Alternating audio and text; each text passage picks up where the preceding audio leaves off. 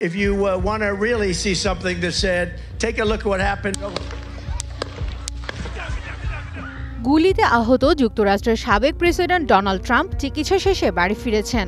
তিনি আশঙ্কামুক্ত বলে জানায় সিক্রেট সার্ভিস। ইতোমধ্যে নির্বাচনী কাজেও নেমে পড়েছেন ট্রাম্প।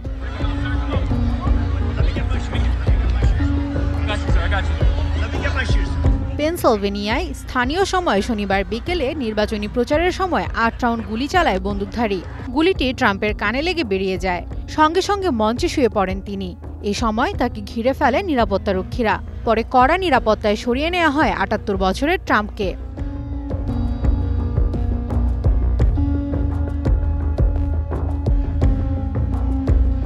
গুলিতে দমানো যায়নি অদম্য ট্রাম্পকে। দাঁড়িয়ে প্রথম বাক্য, USA make America great again. রক্তঝরা কান নিয়ে সমর্থকদের লড়াই চালিয়ে যাওয়ারও আহ্বান জানান তিনি।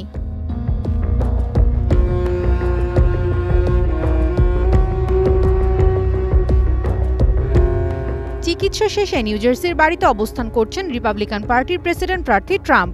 সোশ্যাল মিডিয়ায় জানান শরীরের সবশেষ পরিস্থিতি। বলেন, ডান কানের উপরের অংশে গুলি লেগেছে। দ্রুত ব্যবস্থা নেয় সিক্রেট সার্ভিস এজেন্টদেরও ধন্যবাদ জানান তিনি। যুক্তরাষ্ট্রের গোয়েন্দারা বলছেন, গুলিতে এক সমর্থক নিহত এবং ২ জন গুরুতর আহত হয়েছেন। পরে সিক্রেট সার্ভিসের গুলিতে প্রাণ হারান হামলায় অভিযুক্ত যুবক। নিহত হামলাকারী পেনসিলভেনিয়ার বেথল পার্কের বাসিন্দা টমাস ম্যাথু ক্রুকস। সমাবেশের কাছাকাছি একটি ভবনের ছাদ থেকে ছোড়া হয় গুলি। ২০ বছর বয়সী ম্যাথুর সঙ্গে কোনো পরিচয়পত্র না থাকায় ডিএনএ পরীক্ষা হবে বলে জানায় পুলিশ। এ ঘটনায় উদ্বেগ জানিয়েছেন প্রেসিডেন্ট জো বাইডেন। ফোনে কথা বলেছেন রাজনৈতিক প্রতিদ্বন্দ্বীর সঙ্গে।